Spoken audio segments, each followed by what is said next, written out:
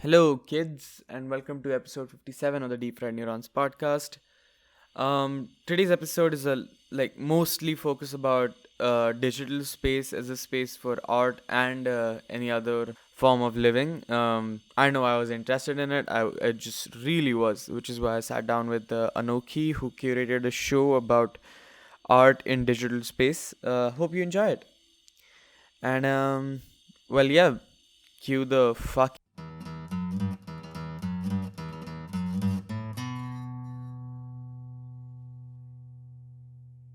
Hello, children. I hope you missed me for a total of 1 week? Maybe there was a Doom episode somewhere in the middle. If you check out my YouTube channel, please check out my YouTube channel. It's lonely there. And today we're with Anokhi, who is the curator of Cyberia, which happened at TIFA, and my podcast was used to plug it constantly so that some of you would turn up. But it was a brilliant show, I must say. And Anokhi, introduce yourself to the Deep Fried Neurons audience. Hi guys, this is Anokhi here. I'm an architect, and then I did a short course in art and architecture with new media. And since then, I've been exploring new media with solo shows, with some friendly artists, with some friendly art institutes, and then I decided to do a big show here at TIFA. That's how the idea of Cyberia came about. So Cyberia was curated with TIFA, with the TIFA team, and it just was it was just going on this weekend. Mm-hmm. Well, speaking of which, when it comes to new media, I just to make sure everybody's on the same page, could you explain to our audience and me? I'm not Joe Rogan. I'm not gonna pretend I know what it is. Don't at me, Joe Rogan. Not that he listens. But anyway, could you explain to our audience what new media consists of? So new media has a wide range of digital mediums, and for me, new media currently involves all the new technologies that are coming up within the digital world. So that includes virtual reality, augmented reality. There's also something called mixed reality, artificial intelligence, machine learning, interactive installation, video pieces, etc. So things which are made within the digital tool. We called it New Media Playground because new media entails a huge part of interaction. So for you to be working with new media, you have to interact with it in some ways. Like virtual reality or augmented reality doesn't work if it doesn't have an audience. Mm-hmm. So interaction is a huge part of new media. So besides the mediums, it also needs to have interactivity. Okay. Yeah, so that's what is new media. It's it's sort of like a sandbox type of a deal for me. Okay. How much? I forgot to ask you before we started the pod. This is such a disaster. But how much do you game? Do you do popular gaming at all? Fairly not so much. I mean, I've gamed my whole life while growing up, but it's been very little bit, like few hours a week or something like that.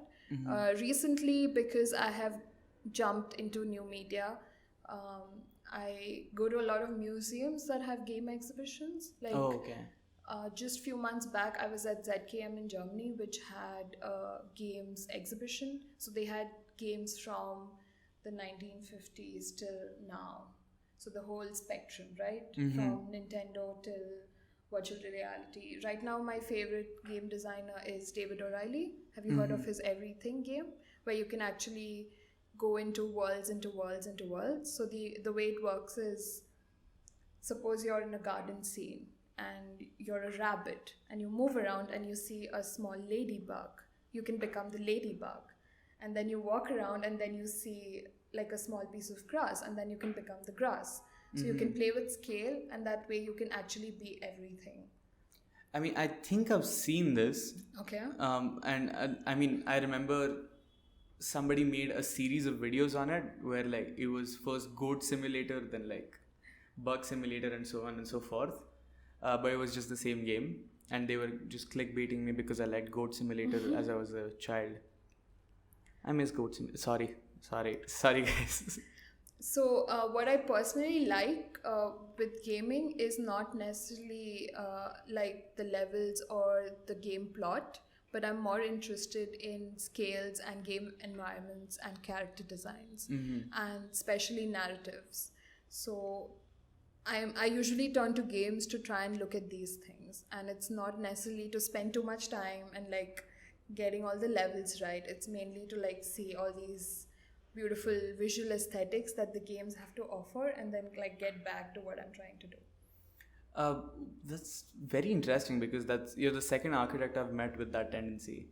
I'm sure like most of the people who are listening to this have heard the podcast with Aditi. Now, me and Aditi usually talk about gaming quite a lot because she games. Yeah. So one of the behaviors that game developers usually reward is exploration. So there's quite a lot of hidden items. If you complete them within a certain time frame, you get rewarded extra. But if you complete all of them, you're definitely getting a lot of rewards. Yeah. So when it comes to coming back to new media and how interaction is important, I feel like it's been ingrained into popular culture a lot more than people imagine it to be. And while appreciating aesthetic isn't exactly everybody's priority on the get-go, I think it sets up the game quite a lot. Like, I think it's one of the things that's come to define gaming now, at least to people like me. So, gaming is very accessible to people of your generation or my generation, or people who are younger. But then there's a huge gap between people who are much older than like our parents, for example. Yeah. They wouldn't be as comfortable as for doing gaming as you and me are. So actually, on the second day of Cyberia, in the morning, we had a group of about 30 to 50 aunties who came. And these are aunties who like to do gaming, but not in the authentic video game style, right? So the whole TIFA team was here, and we had to entertain them in a way of like a gaming environment, and the fun things gaming have to offer with our exhibition. So virtual reality games was one thing. If you've heard of Beat Saber. Yeah. So, but we had only 2 headsets, right? So there were only 2 people at once playing. But the rest of the time, we made like this quiz game. And most of our pieces in Cyberia, the exhibition, were interactive. So they had to literally go to each piece, interact with the works, and then fill out this analog quiz game, right? But that was possible for us to do it with new media. So we were trying to combine like the old elements of gaming, where there's a point system and a rating system and a ranking. But then we were trying to involve like the elements of new media. And it turned out to be fantastic. Like, they really had a great time. That's brilliant. Speaking of which, I mean, it's very interesting. It's a tangent that I'm myself taking, and I'll probably regret this later, but nonetheless, there's a concept called video game literacy. Okay. So now, me as a person who's been gaming for most of my life, I know that WASD is walking and the mouse is gonna like move my head and show me the direction as to where I'm going. That's something that doesn't instinctively comes to people. Yeah. And that messes with my head. And I think that's the gap that you're talking about. And Cyberia literally helped with that, because the third day I came, there was somebody who was significantly older. I don't remember their age. And they were playing Beat Saber. Okay. And I remember that the level of comfort that they had with that was very minimal, and they were much more amazed with that than I was. I mean, the thing about new media is that it allows you to kind of, because it's a digital space, right? Because video games still becomes 2-dimensional. You're still like dependent on this device to like move in 2-dimensional space. Even though it's 3D space, but like when you eventually see it, it's 2-dimensional. Whereas with new media, like even the interactive installations, you have to move your whole body. You are literally, even in virtual reality, you're in literal virtual space. So the orientation kind of becomes natural. so it becomes easy for someone to like maneuver in these spaces. Like I remember someone came to me at the end of the exhibition and being like, I was so amazed because I just didn't use my head or my hands, but I actually used my whole body to experience the whole exhibition, right? And the great part was there was no orientation. Like when you're trying a virtual reality piece, there's no orientation. You don't have to tell someone that this is ground, this is the sky, you have to move left, you have to move right. He or she can actually go and do whatever he wants. Yeah. They have like full freedom of like. Yeah, so it kind of takes away this video game literacy. And it allows, like, I think it allows more movement in general. People actually play Beat Saber and work out. Like, that's the new thing. Yeah, that's the thing. Yeah, so it's great. I think it allows a lot of like movement and frees up your brain in a different way. I mean, I could go on a tangent on Beat Saber as well, but I'll resist. The second thing, interestingly, that you brought up right now is space. Right. One of the things that I noticed throughout the exhibition is that a lot of the interactive, what do you call them? Exhibits? They sort of explored the entire dimension of space in a way that is unimaginable, say 15 years ago, or maybe even 20 years ago. So that's something I found very interesting, because a lot of the show is based around how technology has created this infinite space, and it's for the art to explore. And the first click I had, which I think most of my audiences had, is the Matrix. Because the last time we saw something this big, a simulation, it was the Matrix. Inadvertently, that's the neural connection that I made. So when it comes to Cyberia and the artwork that it shows, it's fairly optimistic about it. But when it comes to like popular media's depiction of the same, they go on a tangent where it's either makes you existential or it makes you paranoid. Why do you think that would be? Is that a space that you've explored before? So I'm pretty much aware of the dystopian ideas these recent TV shows and the movies have brought in with new media, right? We have Black Mirror, which literally scares the hell out of people who watch it, right? It's like, we're going to abandon technology after you watch. I mean, that happened to me at least. I was like, this is so twisted, it's not even funny. But on the other hand, I think because I work so closely with these new media tools, I think there is so much utopian power that these things have. And there's so much immersive qualities that can be used to like explore different things. So that was one of the other reasons why I wanted Cyberia to happen, because I wanted to show the local culture that there can be a lot of good things that can come with these technologies. It doesn't have to be like the Matrix or the Black Mirror, right? That's just, you know how it's like a hyper realized version of what exists. I think that's what happens with these TV shows, which is fine, which is what they're trying to do. But on the other hand, these technologies are very much accessible, and they're not dystopian in their authentic sense, right? It's just what you perceive and what you portray. So in a way, there was this need from my side to like change that and show people that that's why it's called New Media Playground. Like Cyberia was called New Media Playground. So it's a playground. You come and you have fun. And I don't think there was even one audience member who was like, oh, I'm scared, I can't do this, you know? Like there was no thought about a weird or a twisted identity, that because one of them, there were 3 points that were the most important when we curated the show. One was interactivity, one was a playground, like you need to have fun with it so that it's immersive, and the third was perception. So we had a few pieces that make you think about future perceptions or how you see yourself in the future with these technologies, right? And I think overall it was a very positive response. So nobody talked about the simulations and, you know, the Black Mirror ideologies. I mean, it's interesting that you brought up the hyper realities, because that's something I wanted to go over as we talked before we got on the podcast. Like John Baudrillard's book, Simulacra and Simulation.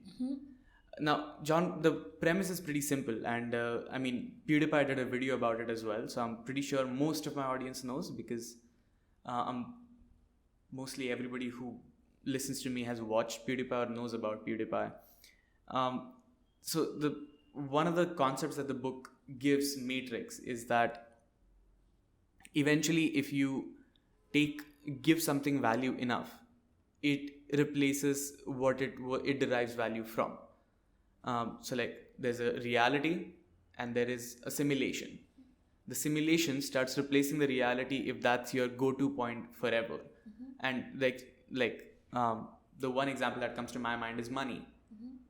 So given that context, do you see virtual reality as it exists? I mean, of course, it's going to require a lot more invasion of senses, as I like to call it. That sounded a little negative. I don't care. So it needs accessibility to more senses. But do you see a future where reality as we experience it gets replaced by virtual reality?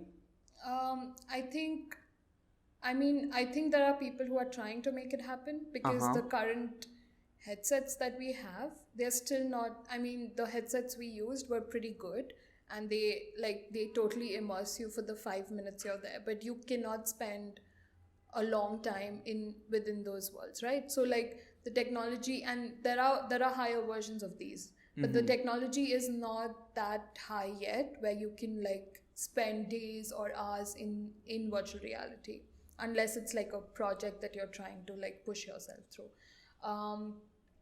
They're obviously trying to do this, and I don't know how the audiences react to it, because I think there's still a lot of population that is like rejecting these digital technologies. But there's something called mixed reality.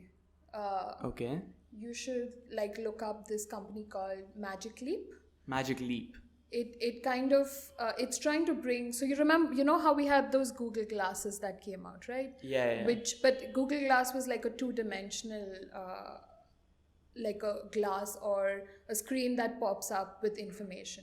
Magic Leap is trying to develop these mixed reality glasses where basically it detects everything in your room and then makes that your real space and then adds a layer of digital elements on it.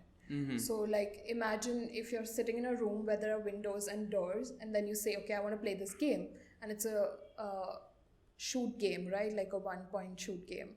Like things falling from the ceiling, you're shooting people, and it's like a simulation on your reality.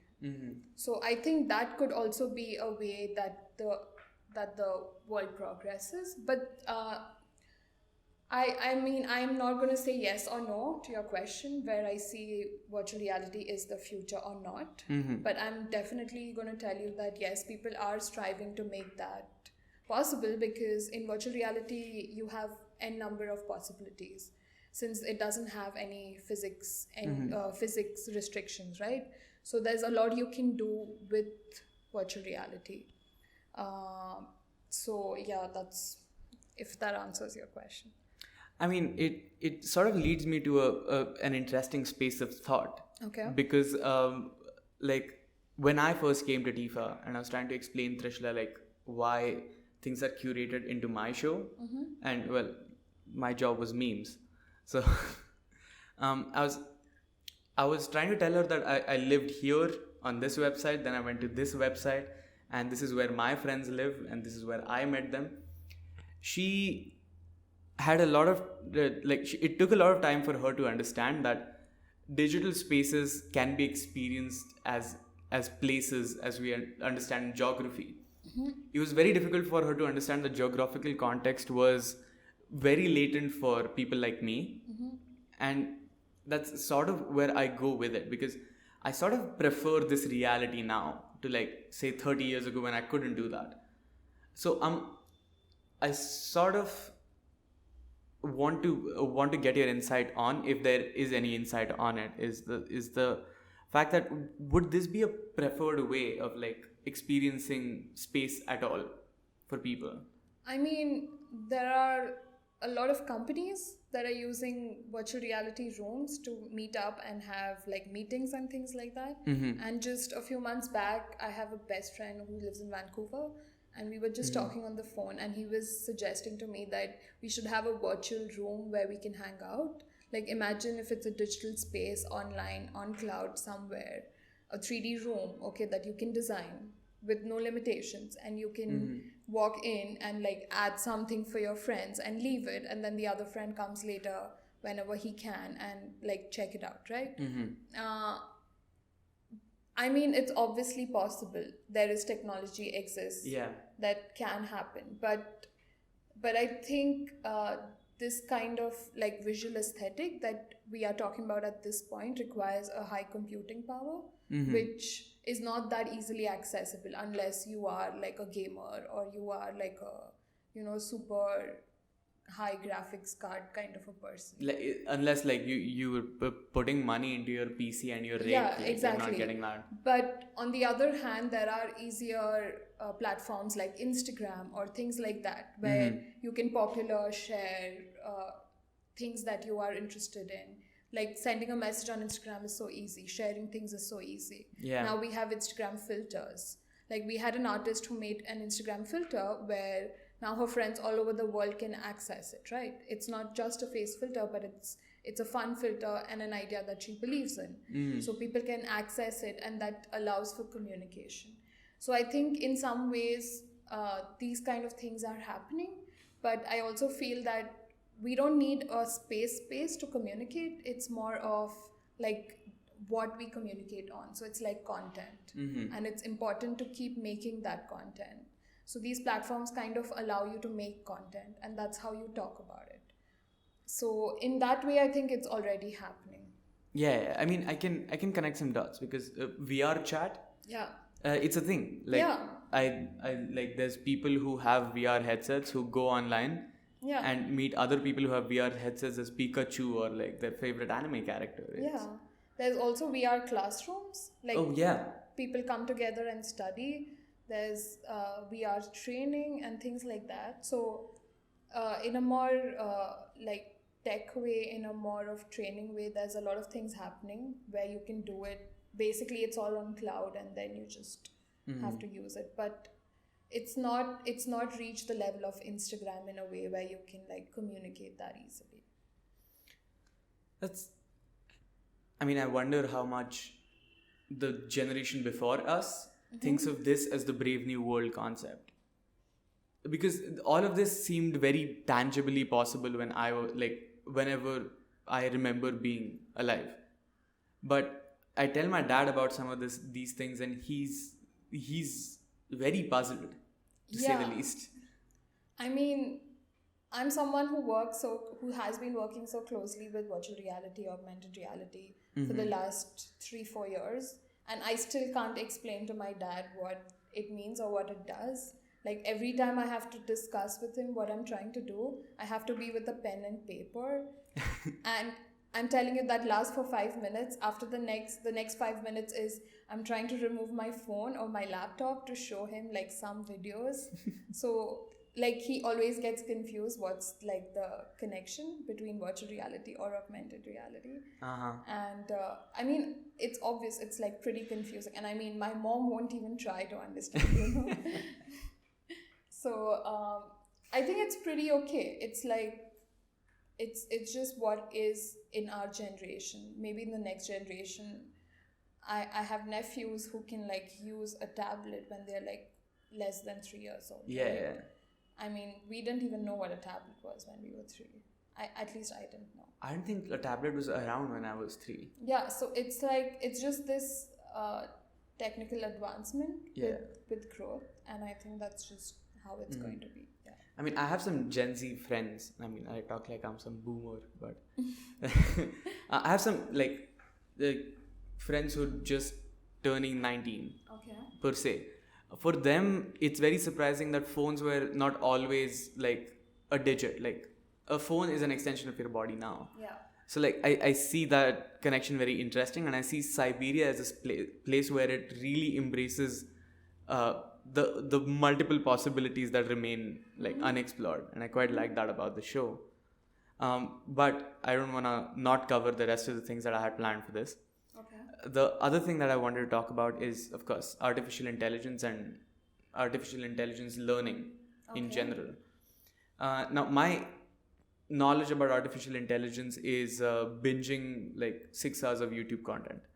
But that's it. I have nothing else on it. Okay. So what I've realized from looking at artificial intelligence learning anything is that it's just relentless trial and error. And I want to know how does that change like human reality as it exists now, or if any perspective that you might have come across on that. I mean, artificial intelligence is just the terminology. To basically make it work, you have to, it's called machine learning. Okay. So machine learning has supervised learning and unsupervised learning, and basically this is nothing but you're training a data set to do something. So it's like x plus y is z, right? Or if x goes through y, we get z. So what happens if we don't know the value of y? What happens if we know x and z? Then how do we get y? That's basically what artificial intelligence does. Yeah. So if it's a game and it's like, if I move one step, that's x, I win, that's z. So what do I have to do in between? That's y, for me to win. Right? So that's basically training the neural network or the machine to like understand what it has to do to win. So that's how artificial intelligence works. And that's basically how we are trying to do and achieve different things in different fields to make our job easier. What we had a bunch of artists who used artificial intelligence. So we had work from Gene Kogan. Gene Kogan is an international artist / curator. And he basically teaches artists all over the world, and his course is called Machine Learning for Artists. And he had sent his work Neural Synthesis, which is basically using Google's Deep Dream algorithm.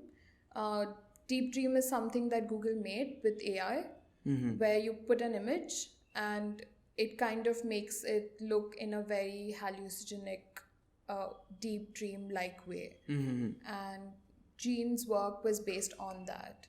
Then we had another artist from Bangalore whose work was on GANs. I'm sorry? GANs. They're called Generative Adversarial Networks. Oh, yeah. Yeah. So it's basically you take two images and the computer finds from the data sets finds a bunch of images from between them, like using the pixel values, and connects them. So there are a lot of artists right now who are using technology like artificial intelligence and machine learning to try and create different works. I don't know if this answers your question, but so there's a huge range, and there's a huge range of things you can do with these things. But since it's quite new, it's quite experimental at this point, and everyone's just trying to see what we can do from it. There was a recent book called Creativity Code by Marcus du Sautoy. Okay. Who's written how artificial intelligence is being used in different fields, in different creative fields. So math, music, art, games, and where it's at and it's a very simple book. Like anyone who would want to know anything about it can read it and like understand it very easily. So yeah, I'll try to leave a link in the description so that they can find it. Yeah. But they've heard the name, so like they're fine. It's interesting that this is a tangent, by the way, at this point, but it's interesting that you bring up the way machine learning works. Like you brought up the 3-dimensional coordinates x, y, z, and the machine knows what x is, it's found what y is, now it needs to find z, and that's exactly how it learns. Or like it has the two coordinates, and like it's not coordinates, because it's not a space thing. It's just a variable. Yeah, they are variables. Okay. Yeah. I mean, space is just an example where I was Okay. employing it to understand Okay. it. Yeah. But it's variable in any case. Yeah. Oh, okay. So I did an episode which was all by myself after reading. I don't remember that book. I think it was Life 3.0. Mm-hmm. I don't remember the author's name. It's quite an interesting book. I heavily recommend that you read it. It sort of in a tiny part of the book, they talked about humans being replaceable. Mm-hmm. And because of, like, if you look at it, the solipsist way of life, or for people who prefer to call it insultingly the Scientologist way of life,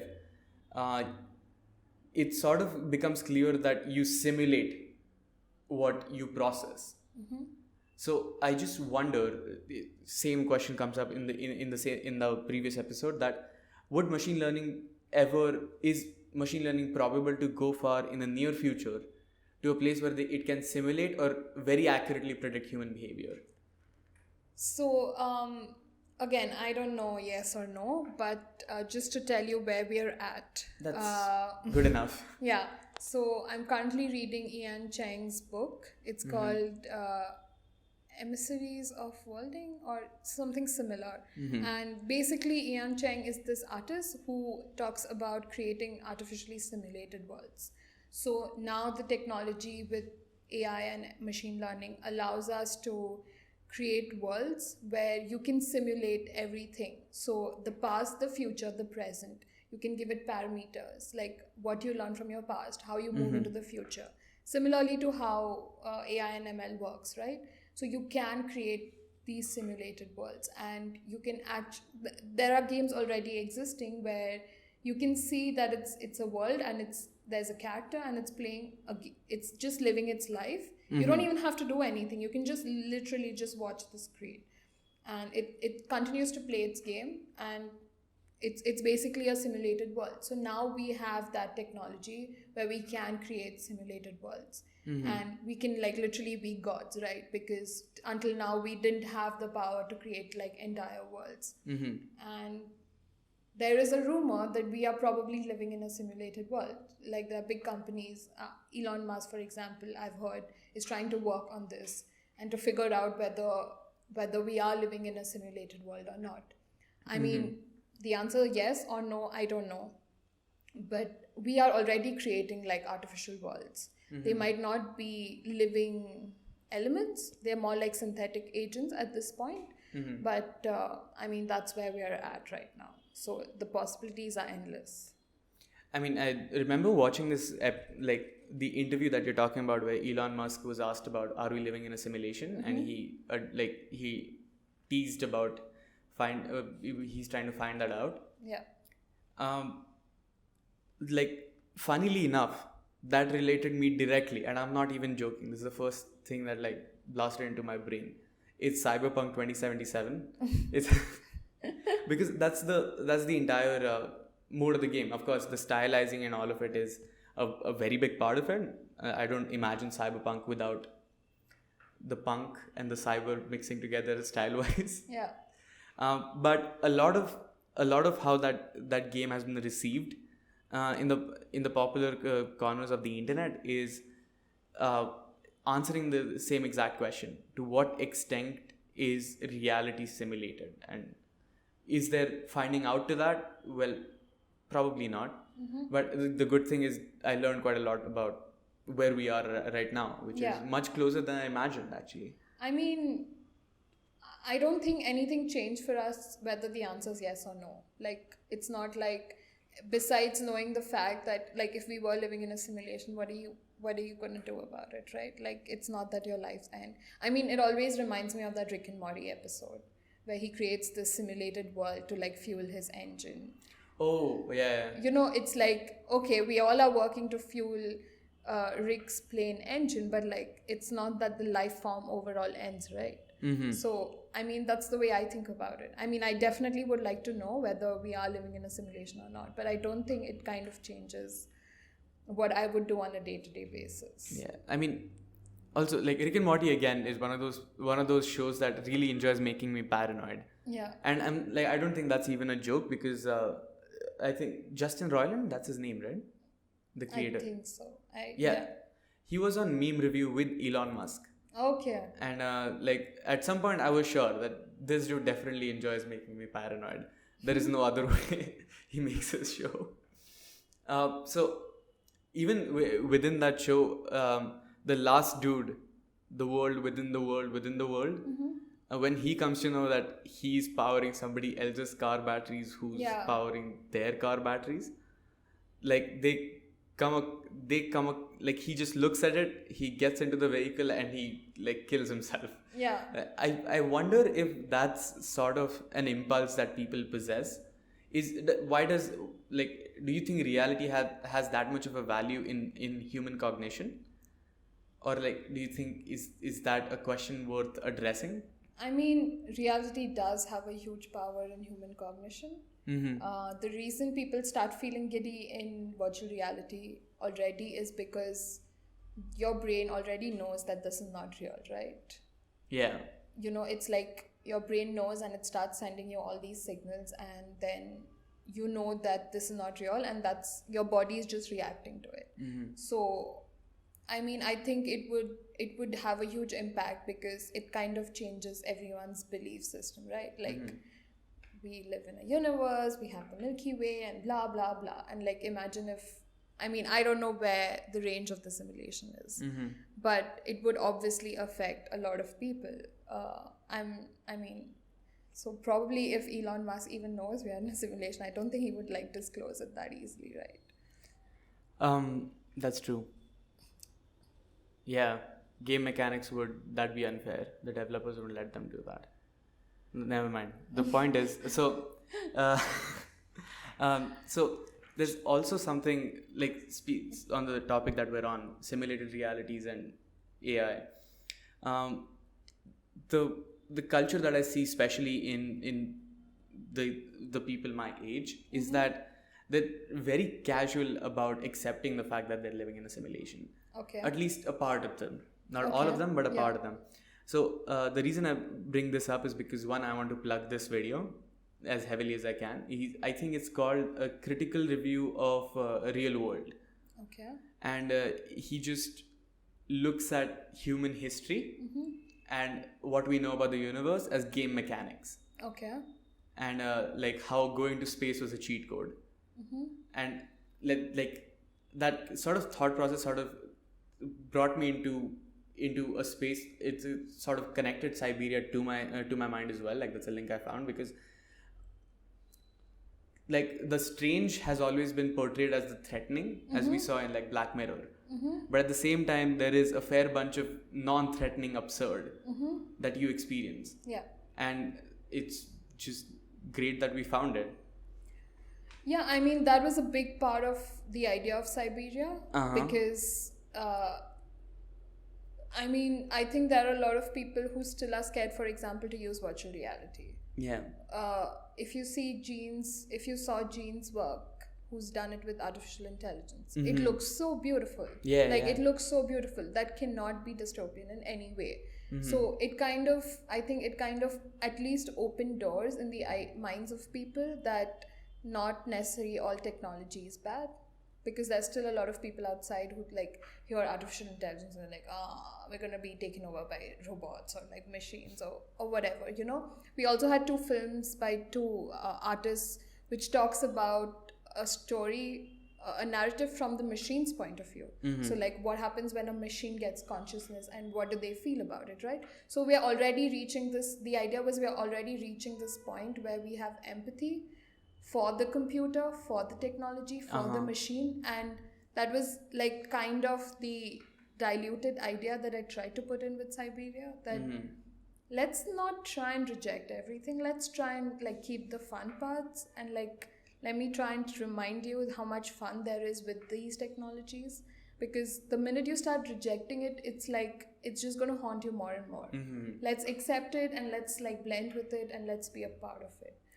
Okay, so now I'm done with the questions I had lined up for Cyberia and Cyberia related work. Okay. The next one is something I find interesting takes from anybody who works in the art sphere, especially when it comes to interactive art sphere.